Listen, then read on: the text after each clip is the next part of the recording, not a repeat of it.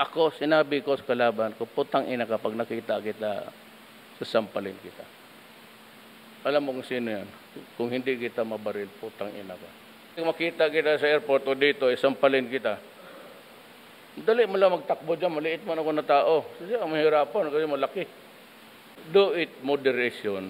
Do it with moderation. And do not use words that tend to cast aspersion on the character. And just because we are in government, they think that, kaya itong mga, that ganon. Mamaya hindi kami dineclare. Probation. Less than 6 years, you go out of prison. Ano ba problema sa akin? I can mix it with the preso o doon babalik ako sa kahirapan ko noon. Alam mo kami, walang mayaman. They just don't believe na you are not, para bang palabas nila na wala kang pag-asa, kaya ikaw taga Mindanao o mahirap ka, hindi ka